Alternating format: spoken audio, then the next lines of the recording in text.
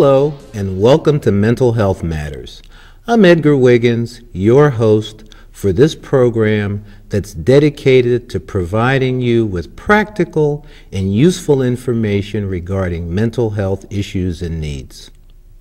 Suicide ranks as the third leading cause of death for young people ages 15 to 24.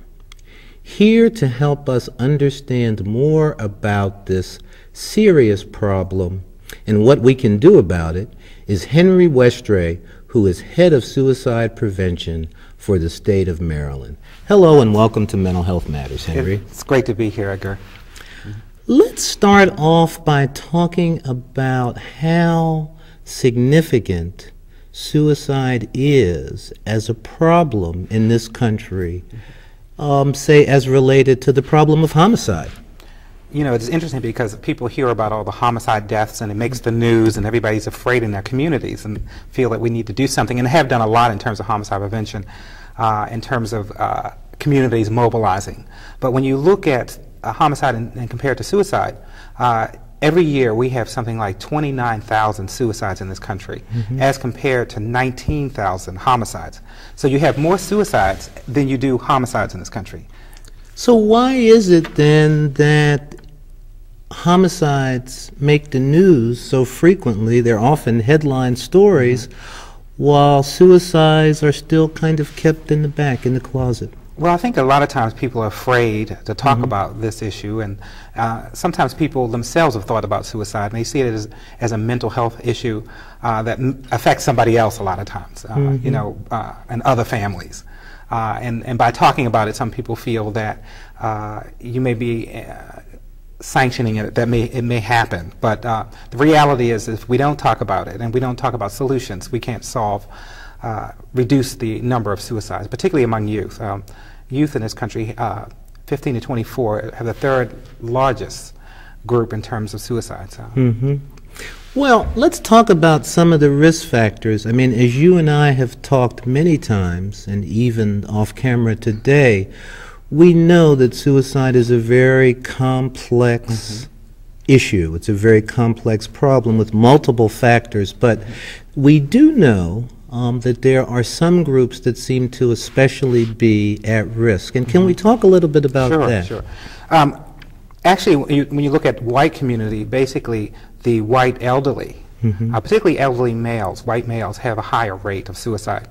We're seeing significant increases in Native American communities. Not only are we seeing alcohol abuse that's very high in Native American communities, but we're also seeing suicide deaths related, particularly youth who have been adopted. You know, it's interesting. Yeah, you know, who have been adopted by white families outside of their tribes, outside of their tribes. In fact, I mean, there's a law now that kids who are on reservations can't be adopted out transracially, because they were having so many problems adjusting with those families in terms of their understanding who they were and the way of handling the pressures and working with, you know, living with a white family for a Native American kid. One of the things they've been doing is self-injury. So, we're beginning to see significant increases in Native American communities. African American males as well. We have seen significant increases, although we're finally seeing it go down now, fortunately.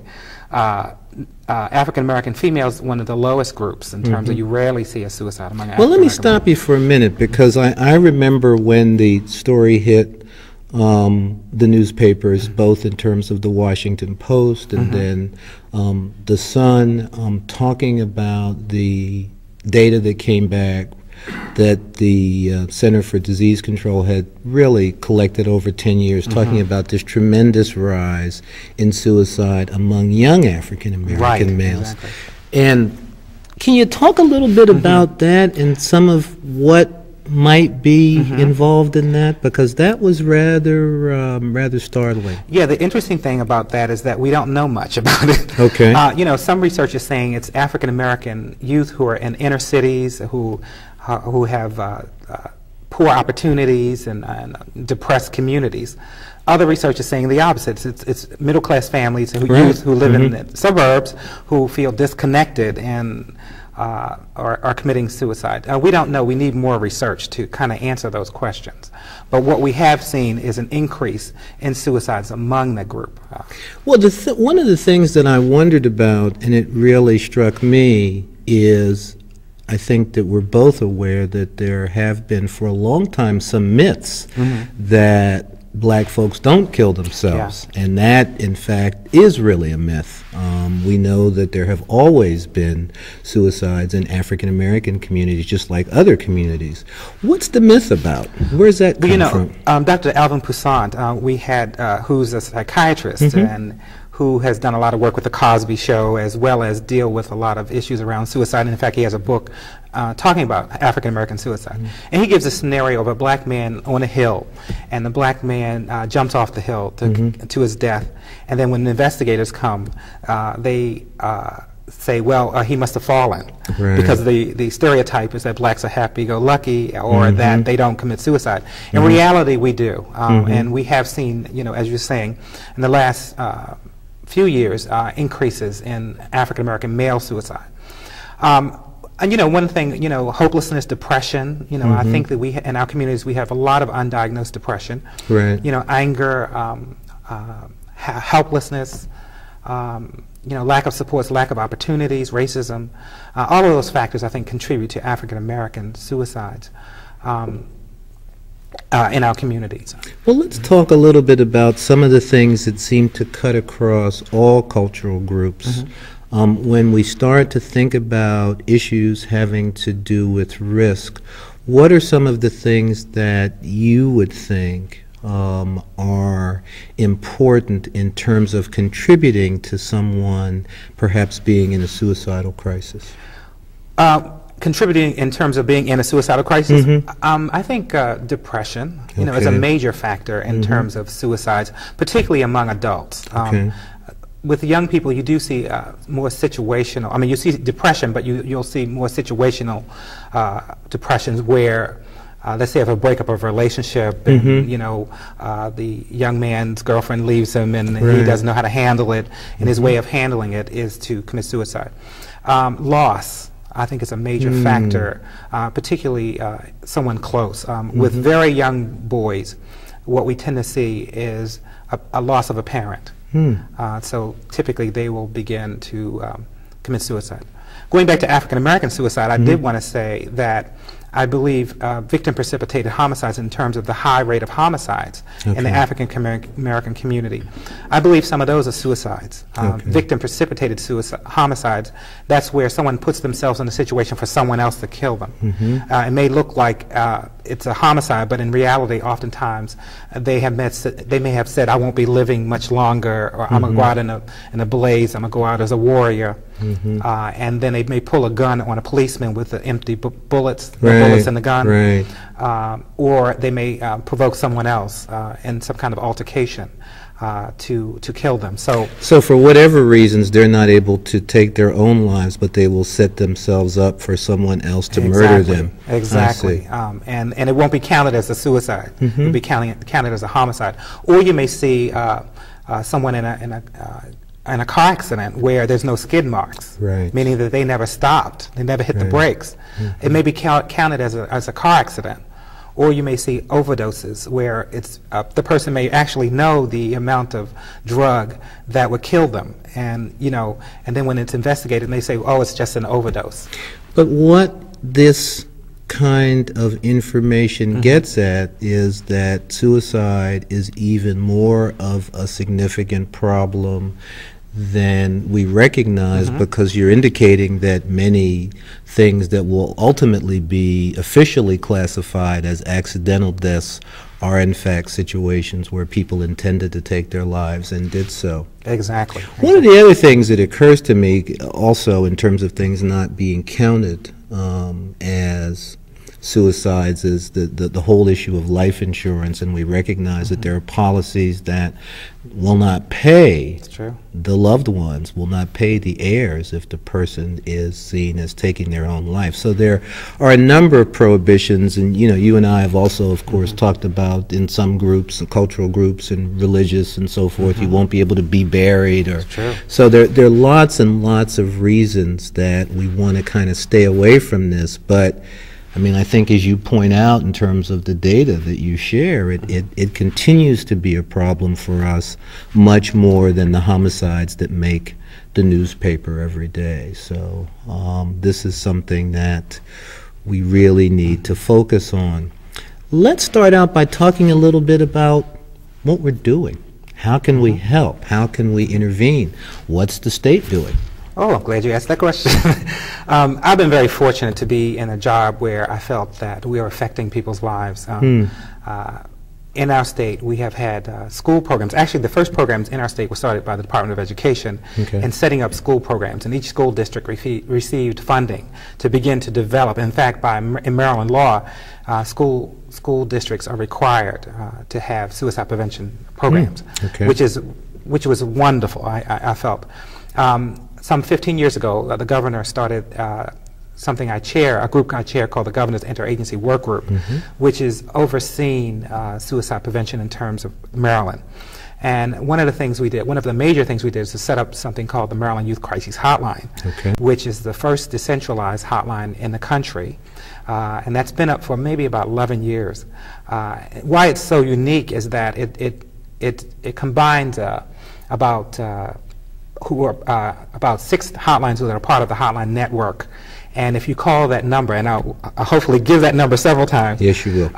It automatically relays you electronically to the center that's closest from where you're calling. I see. All over the state. So there are about 6 centers that are a part of that network. That I meet with that network for the past 11 years for every month, to coordinate services. And it's been a phenomenal help in terms of catching kids young people who are in crises.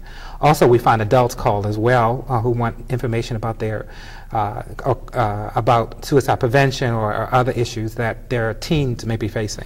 So this service then is available 24 hours a day to assist people.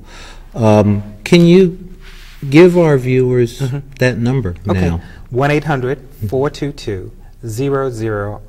Okay, all of a sudden I forget the number. 1-800-422-0009. Okay. We're going to take a short break, and then we'll come back to talk more about what the state is doing, the projects that you're involved with, and how folks can help people who are in a suicidal crisis. Thank you. We'll be right back. In our nation of plenty, 1 in 5 children faces hunger every day.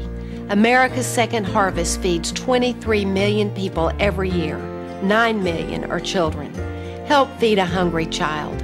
Volunteer at a food bank or pantry. Organize a food drive at your school or place of work. Get your friends and co-workers involved. Visit secondharvest.org to find out how you can help.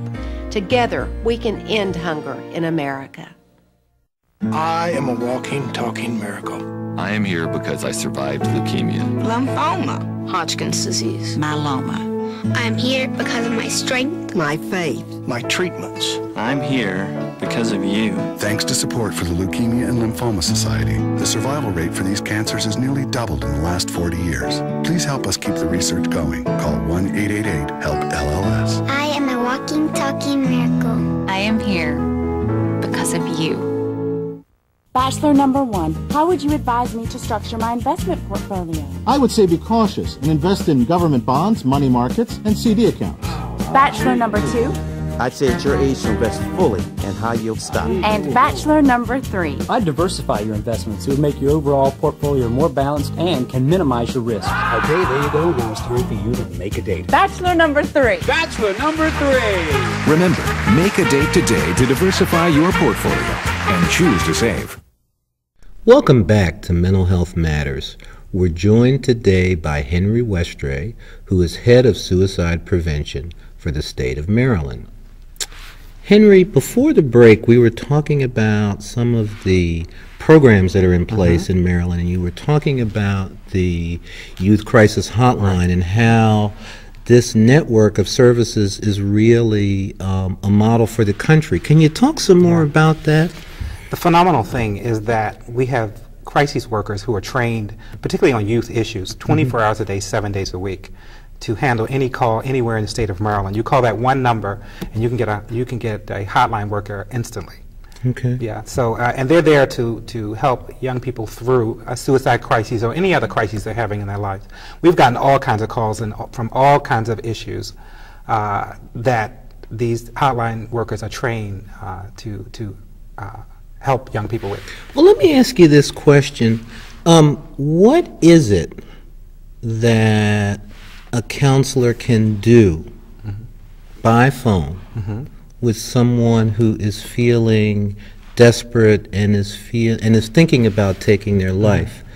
How can a telephone call make a difference? Oftentimes when people call, I mean, when someone's calling a line, to us it means that they want to, you know, they may have feelings of wanting to die with feelings of wanting to live at the same time. And if you can kind of listen to them, and a lot of times what hotline workers really do is a lot of listening, and really encourage them to do something positive and give them the resources they need.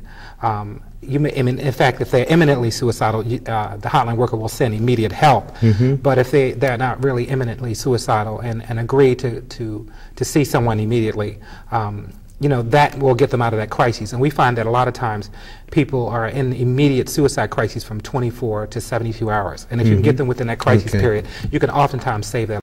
Well, one of the things that also strikes me is that one of the things that I've often heard for people who've been depressed and in a suicidal crisis has been that they really felt that there was a lack of supports, that there was a lack of anyone in their life who really cared about them. They felt like an outsider, felt alone, and it would seem to me that simply having a voice, a compassionate voice to listen, could make a difference.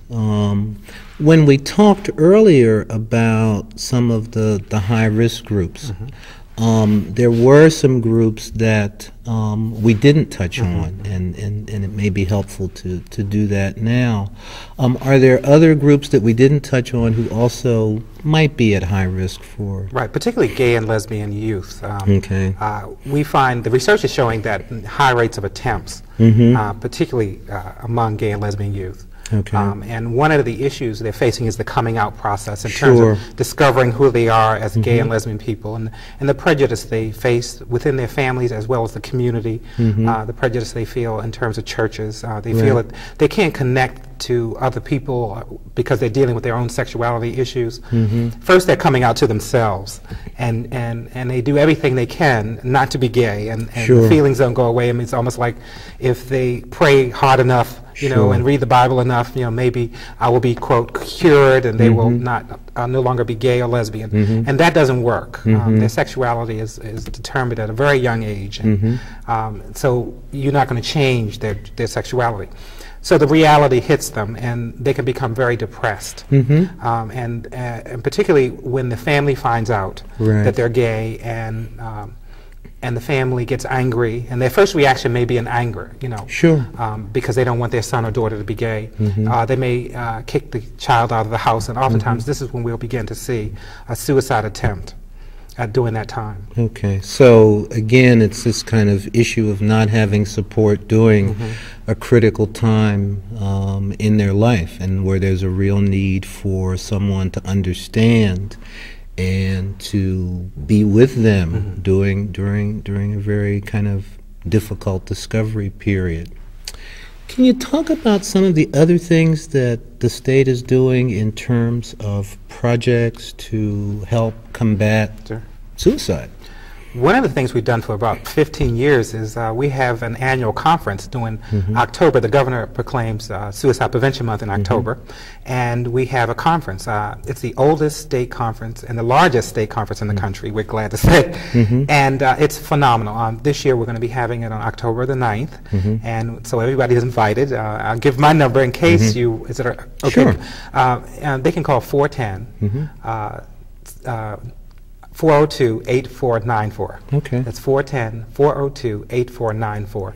And you could have your name, place, and address placed on our list, so when our conference comes up, we can send you information about it. But it's a phenomenal conference, and we get a really a lot of support from people in the state of Maryland who attend that conference. We have like 400 to 500 people every year. And you also have gotten, because of course I've been there a number of times, you've gotten some really nationally known folks in the field as keynote presenters, and there's a lot of new information that's shared about new and innovative approaches in terms of helping folks who are in a suicidal crisis.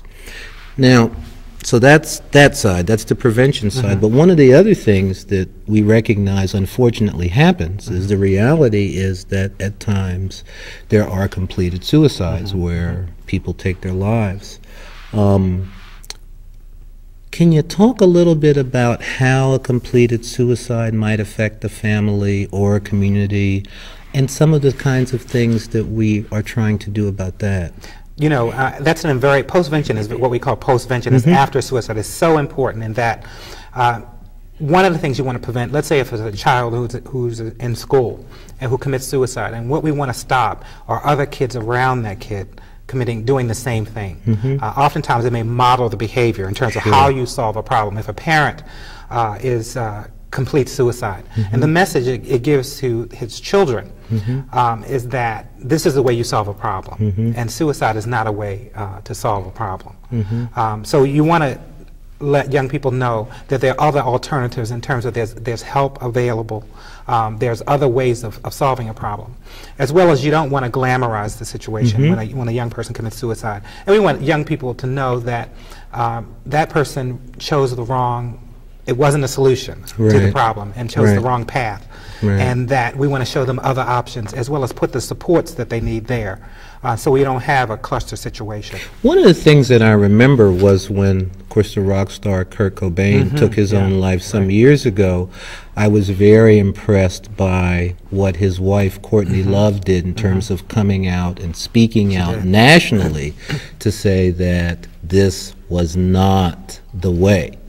And to encourage folks who felt bad and who felt like taking their own lives to seek help. And I think that that really made a difference in terms of a lack of clusters and emulating that behavior, because we know that especially when somebody significant, a famous person, somebody that you look up to chooses, that means that there is a chance that a young person might emulate that behavior. So this postvention activity, I think, is really important. What are some of the kinds of things that you do in a postvention? Well, in a postvention, we may go into, let's say, the schools, and we may help them. The CDC, the Federal Centers for Disease Control, has set up guidelines in terms of how you handle a situation after a suicide. And so we will work with the school in terms of handling that suicide, in terms of giving good information and what they're not to do, like doing a memorial service in the school.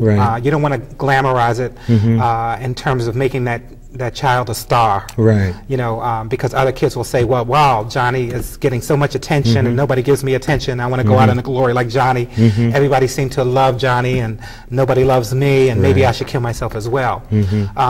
So you don't want to glamorize it. So we will work with the schools to come up with a plan and have counselors available. We will oftentimes have students talk with counselors by dividing the classes up. We don't want to talk to kids all in one big group. And so you can see the reactions of the kids and know the ones that really need help. Okay, so the issue then really in a postvention is to identify those folks who are at risk and need extra support. And put in extra supports, yes. That's extremely You're right. important. Okay. One of the things that you haven't touched on are some of the warning signs that I think parents and teachers and others need to be aware of in terms of folks who might be at risk. Can you just kind of walk through that list for our audience? Yeah, I'm glad you brought that up, because sometimes I don't remember how important they are, because I was doing another show, and a mother called me up a couple of days later, and she said, "Thank you for giving me those warning signs." She said her daughter had almost every one of them, and what she did, she was home early and happened to cut the television on and saw the show, and then she went to her daughter's room. She said, "I never read my daughter's diary, but I opened my daughter's diary because I was afraid." And what she found is her daughter had put in, the attempt didn't work again, the pills didn't work again. And so they were able to get immediate help for her, and her husband were able to get immediate help for the daughter. They knew the daughter had been sick with a stomach ache, but they thought it was just a stomach ache, and they knew that the daughter they had moved to a new neighborhood, and they say, well, you know, she's going to be depressed for a little while, but they didn't know the seriousness of it. So giving away prized possessions, if you see someone with a prized CD collection or a prized coat, and then all of a sudden they don't need it anymore, you know, so you wonder why. Someone who's having a problem or is depressed and there's a miraculous recovery, you know, all of a sudden everything is fine. Someone who says they want to kill themselves, you know, or if you see suicidal themes in writing or in drawings of kids, it doesn't necessarily mean that they're going to kill themselves, but you really should ask them, you know, are you thinking about suicide? Well, what does this mean?